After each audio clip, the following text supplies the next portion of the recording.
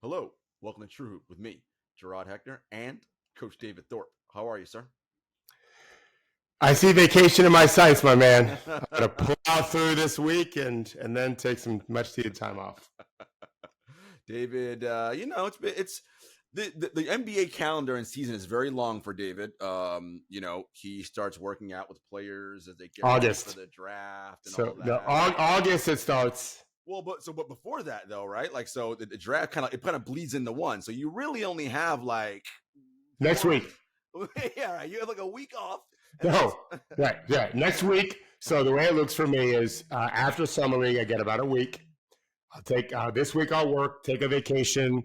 I'll be in the gym starting in August with players in different cities, right. And September is not so bad. We have a lot of stuff to talk about here, but I'm not with anybody. I have no games to watch. Right. I don't know when the World Championships are. I think maybe August. Mm-hmm. So that'll be a busy time, but not too bad. And then I will be, and then the season starts in October. Yeah. And and it never ends because I help some guys. I normally train trainers for the pre-draft. I don't get too involved with too many players at all anymore. But the draft and finals and summer league, and I'll be 59 when I'm here next year. I hope. I hope I'm here at 59. I can tell you that much. It's a grind, but David loves it.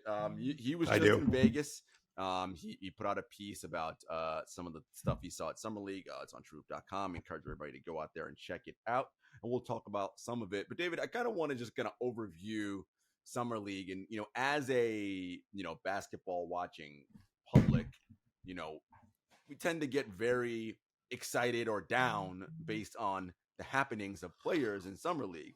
And I had Abigail Smithson on Friday. And it was funny because we were talking about Victor Wembanyama, and I'm like, David's the best because when he's at Summer League, he just texts us, none of this matters. This shit doesn't matter. This doesn't matter. This doesn't matter. Like, and it's good because it gives us a frame of reference and also a reason to be like, everybody, take a beat, as you always say, curb your enthusiasm, right? Or on the other way, if it's too bad, it's not the end of the world.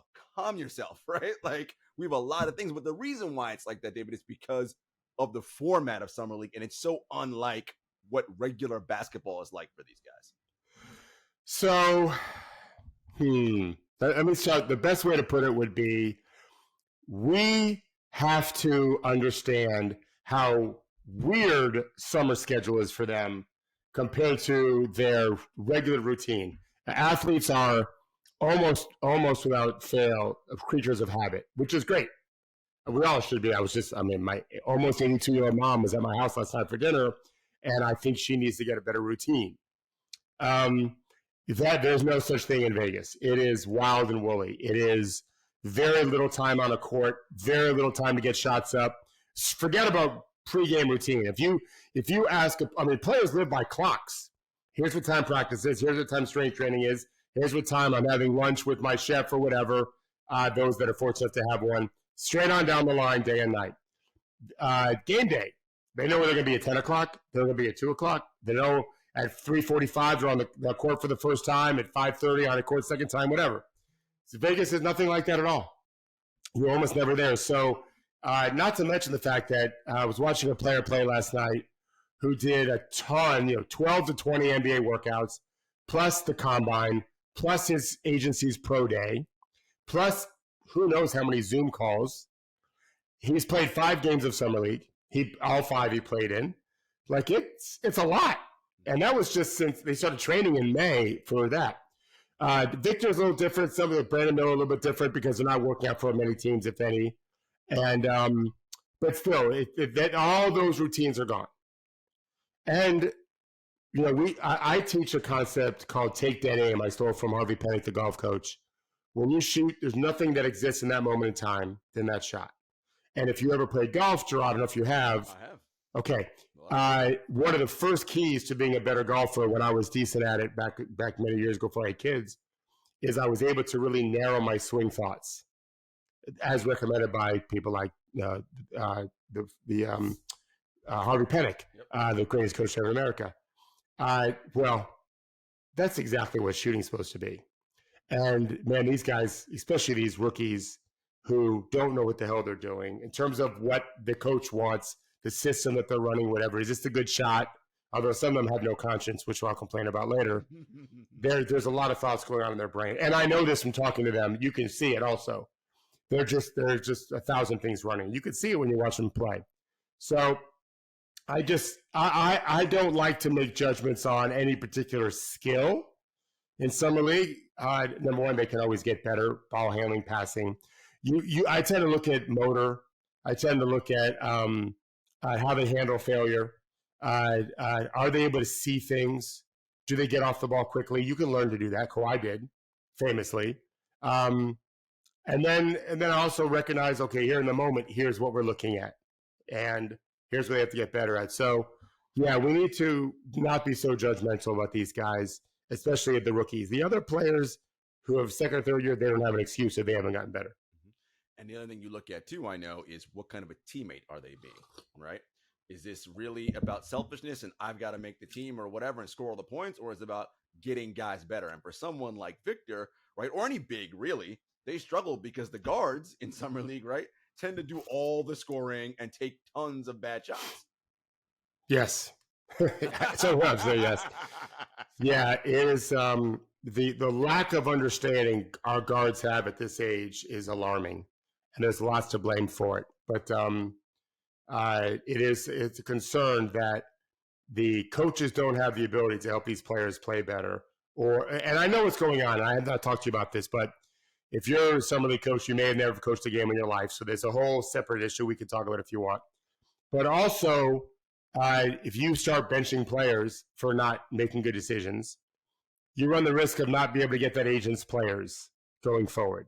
If it's your own player, then you have all the control you want. If he's not your own player, meaning an agent's sending you a player because he hopes maybe they'll make your team or have a team in Europe, watch them, and team in Asia, all of that. If you start benching him for bad decisions, you run that risk. Doesn't mean they won't do it. Personally, I think if all 30 teams did it, you would eliminate that problem because everyone would be coaching you hard. That's not the case here. And so we have a situation where, as an example, Malachi Branham can go 1 for 17 in a game. He was very good the last game he played, but that was bad. The Spurs guards bothered me. I'm just saying this out loud, if I never have to watch Jaden Hardy play again, that'd be great, unless he decided to play the right way. Let me tell you something. He ain't playing this way with Kyrie and Luka. Yeah. This guy he's only looking to shoot unless he has no choice. That doesn't mean he can't change. I think he's a very talented player. But I just saw too many guys to dribble too often just to get their own shot when people are wide open, to include big men underneath the rim in transition. Just the easiest pass to make, and they don't make it. And I give credit to a lot of big men, and I told them this when I'd see him in person, for not being in jail for murder. Yeah, I'm not sure. Back in the day, I mean, Udonis isn't going to kill anyone unless you pull a knife on him, but he might have had some words for you if you just don't. Like you have, and it's not helping them. Right. They think it's helping them when they put up a shot and make 1 of 3, which is, if you look at their percentages, there's a lot of 35 to 41% out there. Right. And they're just killing themselves because they're showing they're not playing the right way. And why would we want that guy on our team? Well, when you talk about this, David, it reminds me of something that happened last year, and you may not remember it, but we talked about it on the show. Yeah. It was the summertime. So, often in the summer, there's pickup going on all over the place and open gyms, and pros are there, right? Obviously, with some college kids and and sometimes very good high schoolers, right? Like elite, who are going to be like the next whatevers. I remember one in particular where Draymond was there, and I want to say maybe Phil Handy was running that open gym, or one of those, guys out in LA that take care of those open gyms. And Draymond stopped and he said, to the coach, do you mind if I just address these guys really quick? And no, Draymond, yeah, for sure. He's like, how is it that I, at like his age and what he's doing, am running up and down the floor and beating you people down the floor every single time? He's just like, if you hustling and effort, that is a skill. He's like, all you out here think you're Kevin Durant, you want to shoot the ball 40 times. One dude on the team gets to do that. Everybody else has to do other stuff. You want to make it in this league, you have to find other ways to essentially, and I'm paraphrasing, impact the game of basketball. Of course, nobody does it maybe better than Draymond Green. And it's just this inability, as you said, for coaches not to get that understanding to them. It's also the fact that they're young and they may not know all the ways they can impact the game. But this idea of everybody just shooting the ball, like you said, a lot of 33 to 41% shooters out there. This is just terrible for everybody. And you're decreasing your chances of making a team, let alone contributing. I mean, for sure. I don't know. It's been a week and a half now, so forgive me if I ever told you this. But did I tell you about talking to a young man that I talked to about racing? And I told him, I don't know. This was going into the summer league after his first game of summer league where he played. He scored a lot of points. He played well, but he didn't race. And I said, I've been watching you for a year now, and I don't think I've ever seen you race. And I'm fucking tired of it. It's time for you to fucking race. He plays really hard. But because he doesn't think he'll ever get the ball, he just has a habit of not racing. And he's right, but he probably won't get the ball. And the next game, he raced, I think, 5 times. And he was fucking flying. Of course, he never got the ball, which is fine. That's it. They can't control that. And I told him, I said, dude, you fucked up. Because now I know. I suspected. Now I know you can race. Now I know. And he laughed. And it became more of a habit for him. And I don't know that he got a single pass the entire week in Vegas. But it's summer league. So yeah, that goes without saying. And you see a lot of summer league where guys, they overdo it. They're fouling 3-point shooters, which happens in regular season too. They're puppies. A lot of these young guys are jumping at everything. You have success if you can fake at this age, because most guys are just going for every fake possible. And that's not to say we didn't see a lot of great basketball. Of course we did. For sure we did. I wrote an article last week about all the first rounders that I watched in person that I was mostly happy with. I think Brandon Miller is super talented. Victor Wembanyama is going to be, I was there for game 2. Where I was sitting is the NBA personnel only with executives and an NBA player sitting right behind me. And Victor put on a show, and it was electric. I saw Blake Griffin's first ever game. I saw LeBron's first ever game. There was a couple of games where, like you could just see, man, this guy's talent is just ready right now. Not to say he won't have bad games. He will. Victor will. Yeah. There are a lot of bad games, but there have lots of good moments too. Super talented guy. And so what we're talking about here today is how do we build a better construct so that everyone can play better and it's a better product overall. I can't worry about the fans and TV ratings. I can worry about the overall product of the league. Summer League has a chance to help these guys. I know this. I'm going to be sending lots of notes out to players that I know from what I saw with clips built in. Here's what we got to fix. This was really good. Let's do more of this, less of this kind of thing. I have a longtime assistant who coaches, and he sends just that, like more of this, less of this. I forget the name. I forget what he titles it on his sheet. He's a PDF thing. But it's, more of this and less of this is the basic idea. And that's coaching. Yeah, you're not going to just shut everything off entirely, right. But you can curb the bad stuff and enhance the good stuff. Right. No, and I think particularly, David, for the young players that you work with, it's important that they kind of get it in that easy, digestible form, right? More good column, less bad column, right? Just because, as you said, 10 billion things are running through their minds at once, and their supercomputers are not finely tuned yet to know how to do any of this stuff. So it's please just tell me, race, you can control that. Yes, do that. Yeah. More of that.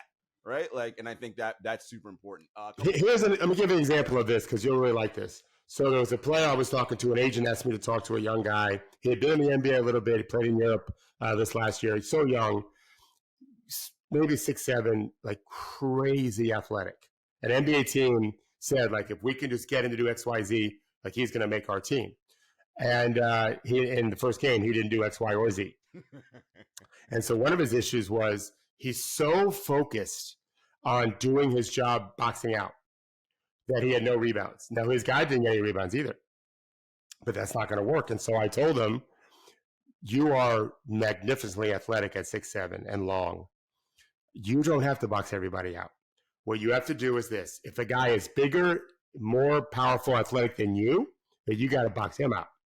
All the other guys, when the ball is shot, just turn around and make sure that you're in between the rim and where he is, and then just beat him to the ball. Quickest guy to the ball wins in the NBA unless you're super skinny and weak, like Victor is going to be for a little bit.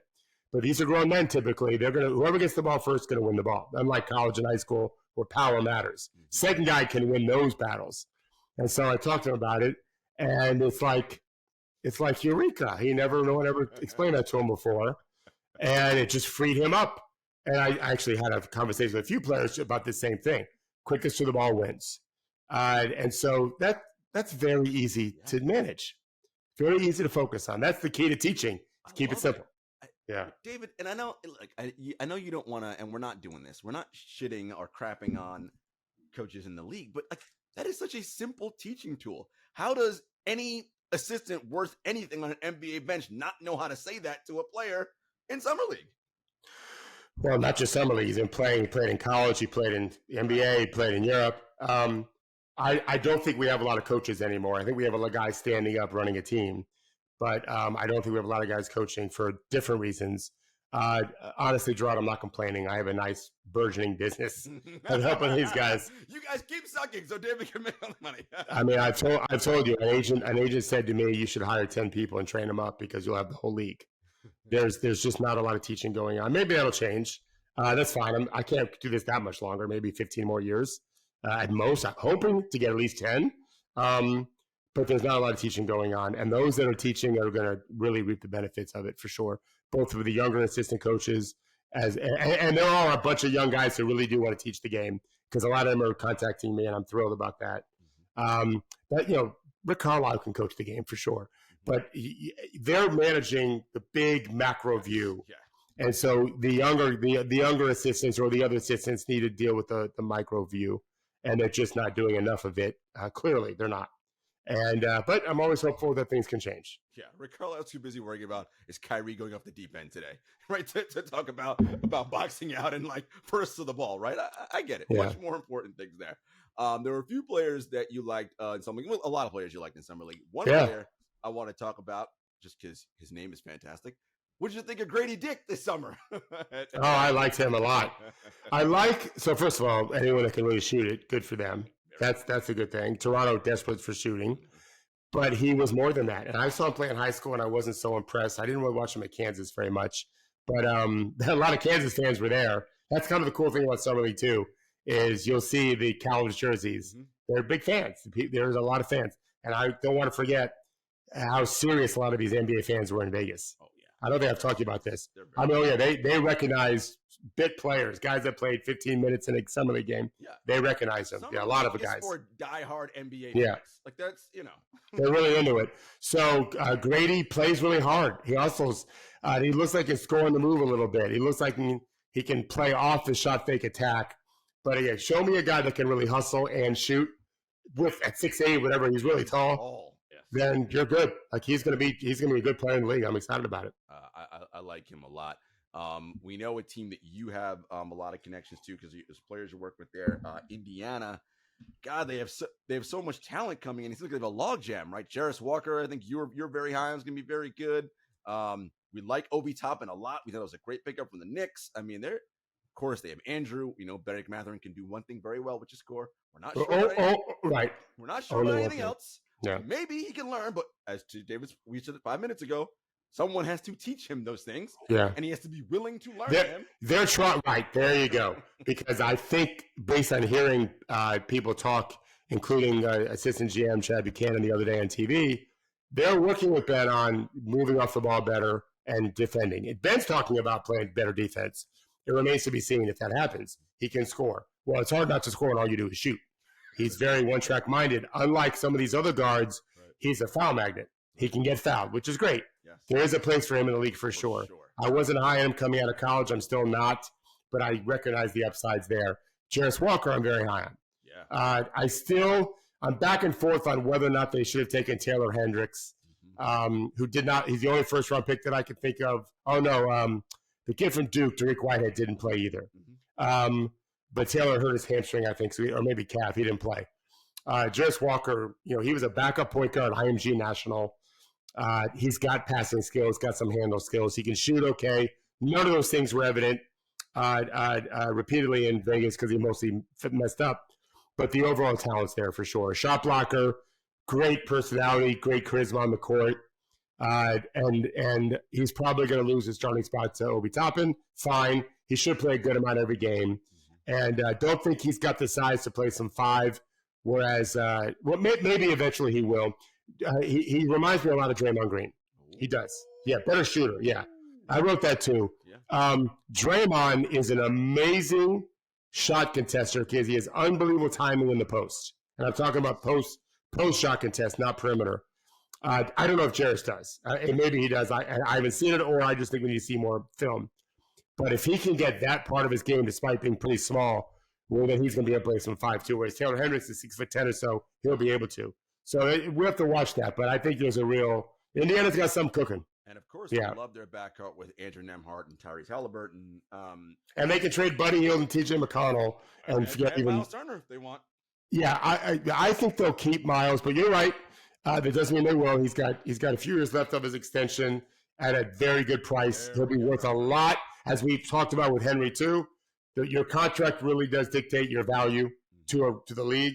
His contract is great, descending. I think they pay him less every year. Very good contract. He's a starting level center. He's led the league in block shots, I think, twice. He's been an all-star, so he's, Yeah, I think Indiana, it's just not easy to find guys like that, which is why I thought they should have drafted Taylor, because then they could have let him ultimately be the 5, which I think is going to be a position he can play. But I can't argue that Jarod's going to be a top 5 pick. I don't think Indiana messed up, that's for sure. It's an argument, 6 of one, half a dozen of the other. Jarod's is super talented. And the other first-round pick, Ben Shepherd, not so sure about. They have a second-round pick, Isaiah Wong, that I loved at Miami. He had 24 yesterday. He's a baller. I think he'll probably be on the G League team, but he can go. And he can score. I was just going to say, there's your potential starting center if they want to trade Miles. He's like 23, 22. He's young, super athletic, great hand, good hands, not great hands. Rebounded well in 2 games. Rebounded well, block shots. He's got to get a lot better, little things. But, yeah, I'm a big fan. I like Isaiah a lot. So they are a team that, we're looking at, maybe not necessarily do what Cleveland did this year and be a top 3 team, but they can make a jump, though. They can definitely be a team that's like, oh, we're okay. Yeah. And that's what you get when you have an all-NBA guard and, some really good young players around you. Yeah. And a good coach. Rick's a good coach. And Rick is an excellent He's a very good coach. Yeah.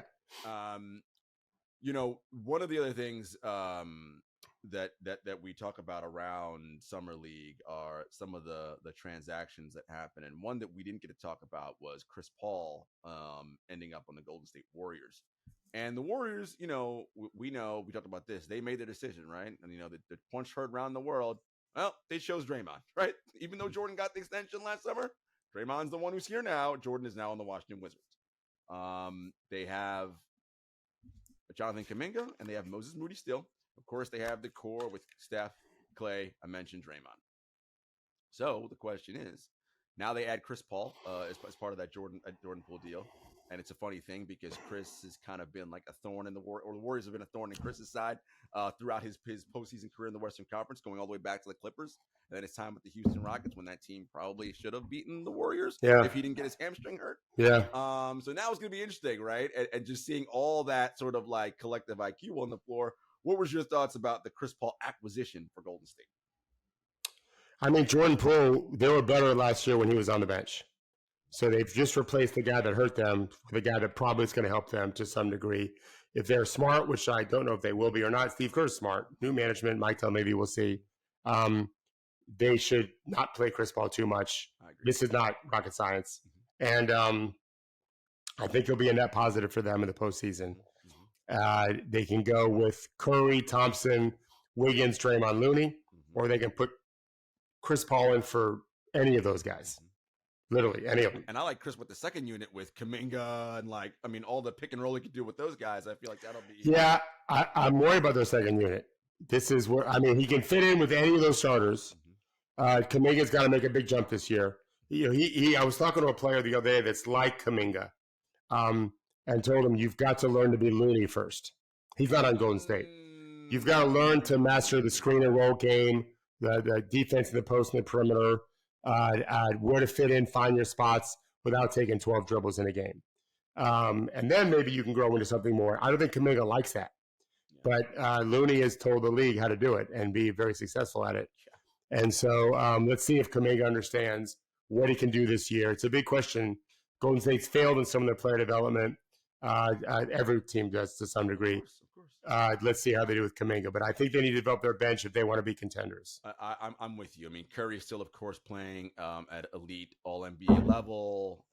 Clay had some ups and downs, but he had a very strong finish for the regular season. Didn't he make the most threes in the league last year? Sure did. Had a very strong finish in the regular season. Had some up and downs in the playoffs, but everyone does that.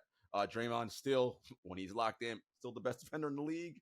And does all the other stuff that we talked about, all the intangibles. And he won the battle. Well, yeah. And there's that. Yeah, he won the battle. So I think he's going to be really happy there. And there's that. So that's a team you never count out. But again, to your point, I agree with you. The margins around them, you're worried about the bench. I just, those little pieces they're going to need because let's be honest, those guys we mentioned, they're going to spend time on the injury list this season because that's just what happens to older players, right? So when you got to have 10, 15 games without one of those guys, where's the offense coming from, right? Who's stepping up here? That remains to be seen. We will be back after a quick commercial break. All right, David. So the league is kind of in this holding position right now because there's these two names on the board that we are still waiting to figure out where they're going to end up. That would be Damian Lillard and James Harden. And there's a potential for a third big name. This is an all-NBA player, and Pascal Siakam. I want to wait on Siakam because the conversation around him is much larger. It has to do with Toronto and Masai Ujiri, who you know very well. But what are you hearing? What is going on around the Harden and Lillard trade discussions? Source deep inside and is a firsthand source in one of their two camps told me James is going to the Clippers, James going to Miami. Done. This was a week ago. I don't have it. A week and a half ago. I don't know what the truth is. But this guy was saying the players are going to demand, they're not going to budge off what they want, and they're going to get what they want. I will have to see. Miami with Dame, pretty damn good team now, depending on what they give up. Right. And Clippers with Harden could be a pretty damn good team. Pretty talented team. They're a very talented team. And so the league is kind of waiting. I mean, just in Vegas, that was what everyone was talking about the most is what's going to end up happening and then what are other teams going to do in reaction to that. Okay, so you're Portland, right? And we've discussed this before. I get it. Dame wants to go there, but you want to get back. You're never going to get equal value back, but you want to get back as much as possible for Dame Lillard. I don't think Miami has enough to get them. It has to get a third team has to be involved. Probably. Okay. Probably. And so the question comes down to is Portland just going to say, Dame, we're not trading you until we get the right offer? So you have to report to camp. Is Dame going to report to camp? Is that good for you to report to camp? He wants his money. Yeah. We have some real drama potentially left to unfold. Yeah, because usually by now, like July 17th, these things are usually kind of wrapped up by this point. But this is maybe they take a page out of Daryl's playbook, and Daryl doesn't mind discomfort. He's like, I don't care. Until I get exactly what I want, I am not trading Ben Simmons. Well, he got exactly what he wanted. Then he traded Ben Simmons. This might be a situation. I think you're right. But Dame, given what we know about him, David, highly unlikely he decides he's holding out and not going to take his money. He's claiming that that's always there. I think that's what he's claiming, but no one believes it. That's a lot of money. So you wanted that money. Apparently gave it to you. Correct. Collect it. Yeah. And then I also don't see him he's not going to sulk his way, right? I don't see him doing that either. Standing in the corner, not passing the ball on anybody. I don't see No, I agree. So listen, man, you might get there, but it just may take you a while. That's all until we get exactly what it is that we want. Or it may just be we're sending you somewhere else and it's on that team to then move you to Miami if and when they decide that's what they want to do. So this will be interesting. On the Harden front, look, Harden, he played well, I thought, in the postseason. Like, let's put it this way. They didn't lose that series to the Celtics because of James Harden. Well, I would go further. I think he helped them win the series. Other guys brought them to losing it. Yes, I agree. Yeah. He had some elite games, and like you want to win those games when he's doing that, right? Okay, so he wants out because I'm assuming he wants more. He wants the money. He wants max money, and Daryl's probably like, we're not doing that. But just mentioned, Daryl was fine with waiting on Ben Simmons. I imagine he'll be fine with this situation here. Difference is, we know James Harden will pout and sulk his way out of. He's not playing in Philadelphia. Right. They'd have to meeting of the minds, and because I think he feels really hurt. I think he's really hurt as to how all this went down. He should have taken the extension in Brooklyn a couple years ago. I agree, Def, because then you're it. The money's there, and then you can. He didn't have an agent then, and he does now, and that's a good thing.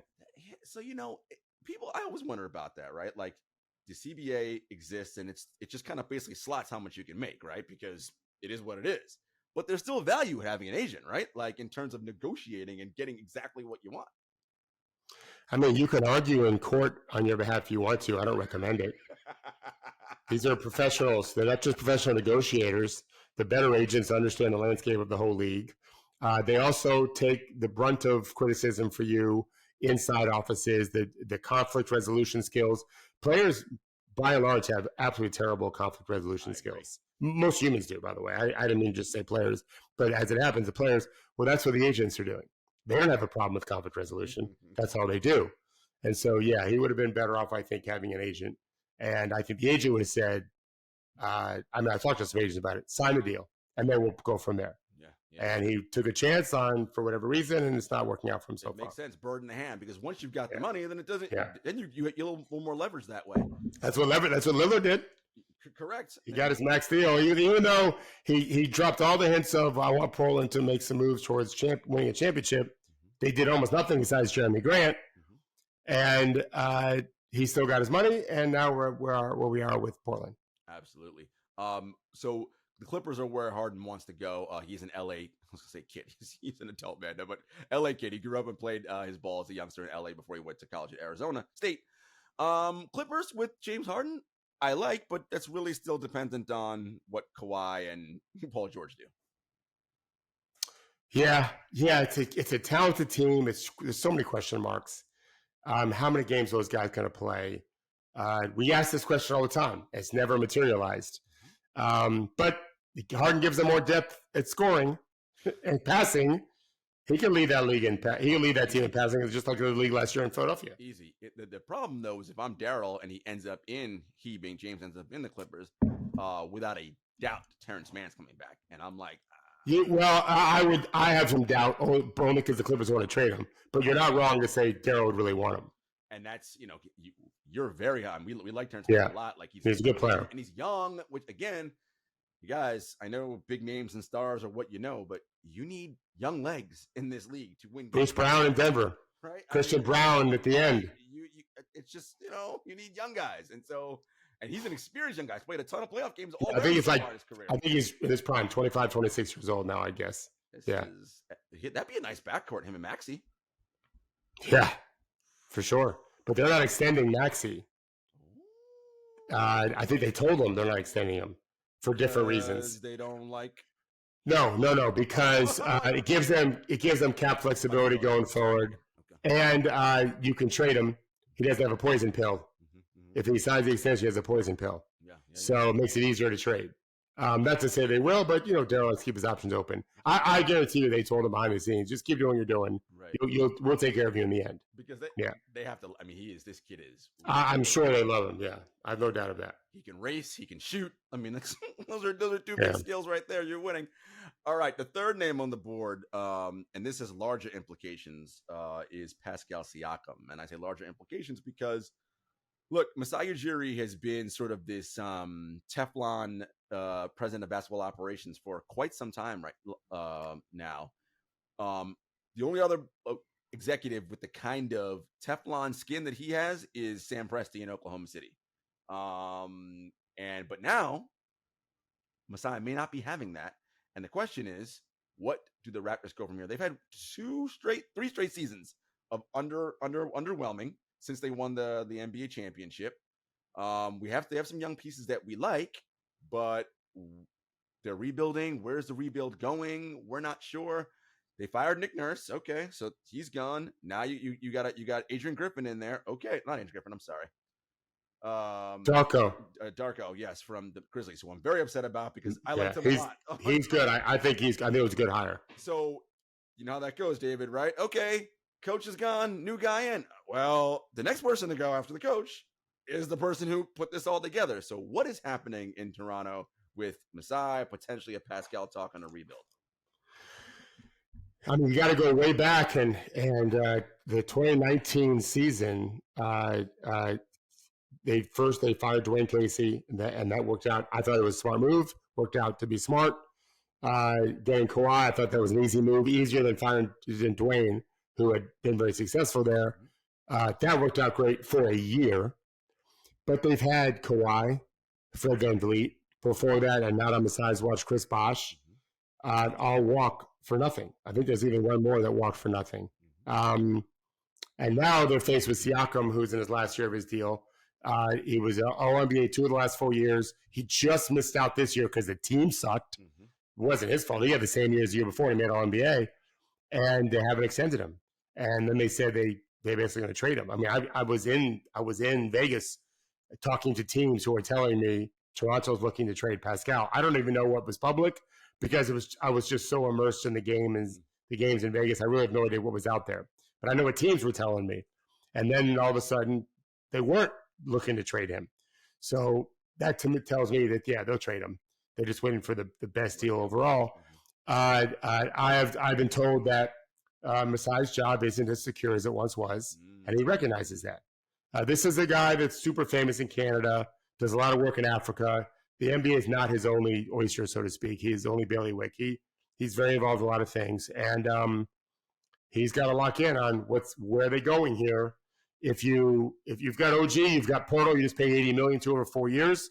You're not even sure he can finish games with you in the playoffs. If you even make the playoffs, I'm a fan of Portal. You lost Fred VanVleet for nothing, and there's no Dennis Schroeder is fine, but he's not even close to being Fred VanVleet and that kind of player. Are you going to turn the ball over to Scotty? That's what Darko keeps saying on interviews. Scotty. It's all around Scotty. And I love Scotty Barnes as a talent. And he's going to be their point guard. I don't know about that because they're not a good shooting team to begin with. Right. Maybe he's worked on a shot. I have no idea. There's some real question marks. If they trade Pascal, will they get cap space, draft picks, a young player maybe or two to go towards a rebuild, which doesn't fit necessarily with Pirtle or OG, but those guys can be traded next. Build it on Scotty. That seems to be the more likely scenario, but not at all a done deal. There's been talk. Henry wrote something trading Scotty Barnes for Dame. He's not the only one who's talking about that. I doubt that happens, but he could pivot the other direction because they do have some good veteran players. Gary Trent in his last year. That's right. That's the other thing is you've got Trent and Siakam who could be playing and leading for nothing.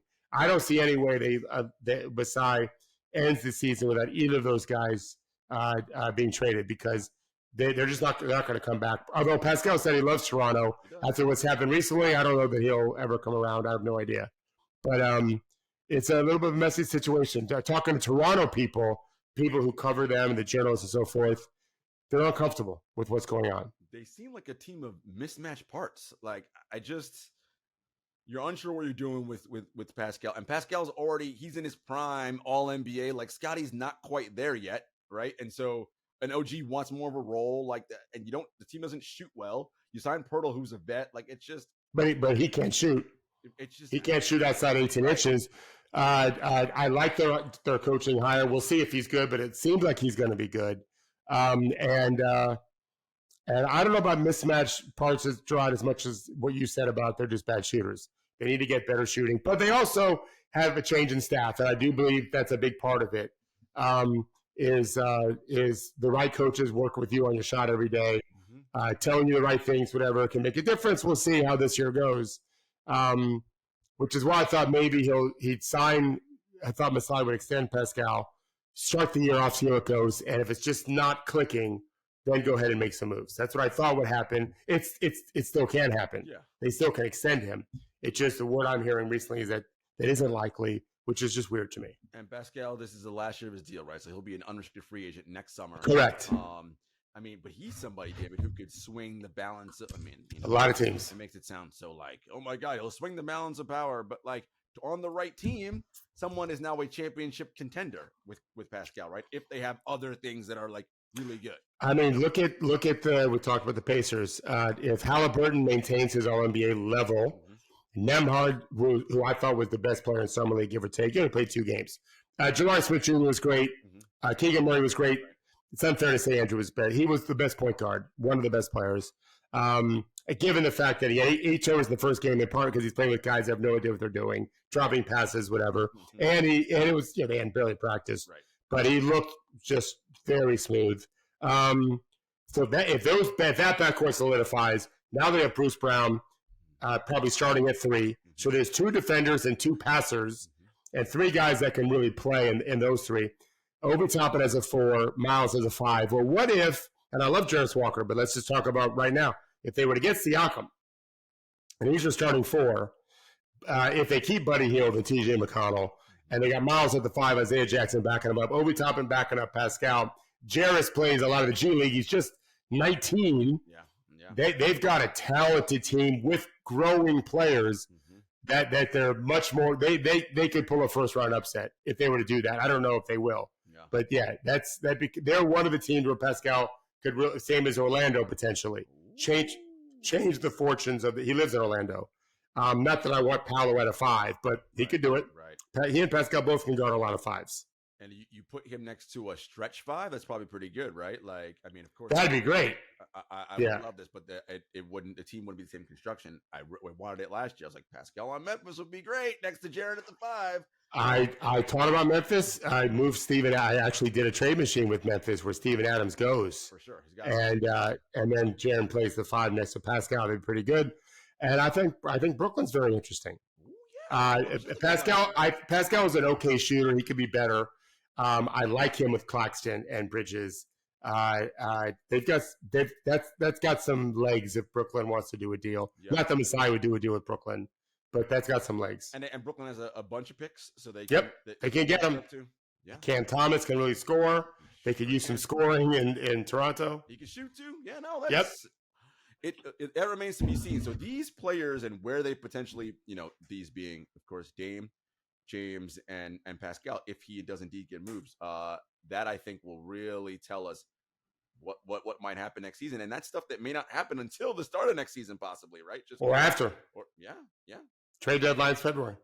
Just because of the nature of, I think teams are going to be much more insistent on, it's fine. You can say you want to go there and we'll do our best, but we're not going to just take back a bag of nickels for you. Like, we got to get back something we actually want. So I think some GMs are going to really do their best to play hardball, and then we'll see some real potential standoffs with some of these guys. All right, everyone. We will be back on Thursday. Summer League is over tonight. Yeah, I was going to say we have championship, right? Like it's Houston, Cleveland tonight. Okay. Did you see Imani Bates, by the way? I did. I'm writing about him this week. Oh, and I know because I don't want to take away what you're going to write, but we had talked about him earlier this summer, and you were like, there weren't things you loved about him. There are still things I don't love about him, but I think he's playing well. Okay. He's a good shooter, which is the thing that I didn't know if he would be. Okay. He had tip dunk yesterday, a tip in overtime that was the key to beating Brooklyn. I thought it was the biggest play of that game, and but he shot it well. He's a little bit too Instagram-y for me, if you know what I mean. I know exactly what you mean. I'd like that to change. I'm old school. I want you to act like you've done it before and you're going to do it again and quit posing. Do it again. And again. Yeah. Which he had 20 yesterday. He's had some good games. I'm a fan of his talent. I want him to forget about all the other garbage that all these players get with when the world revolves around them when they're 15, 16, because it doesn't. You just think it does. Right. And so stop dancing after you score and just fucking play. So all that aside, do you think he has a chance? Oh, yeah. Okay. For sure. Okay. Yeah, he can shoot. Okay. Yeah. And Cleveland might be the right incubation place for him. We like what Bickerstaff's doing over there. Donovan is a pros pro. If he would guard the 3, Jarod, if he would guard as a 3, he's a starter for them down the road. Ooh. They don't have anyone that guards and scores. They have Isaac Okoro, who just defends. Although Isaac shot well during the regular season last year, he didn't get much in the postseason. They're trying to figure out their 3-hole, and I think they're going to trade Jarrett Allen ultimately. That's what I think. I'm not getting it from anyone. I'm just telling you. I just have a feeling they're going to end up moving him and let Evan play the 5. Yeah, that's as much as we like the Twin Towers thing, I think that's probably right because one of them's got to be able to shoot, right? And at least that's the thing. If Evan can shoot the 3, then I would not trade them. But I don't know that he can. We'll see this year. It's a big year. We will definitely see. All right, folks. We will see you later on in the week. Take care.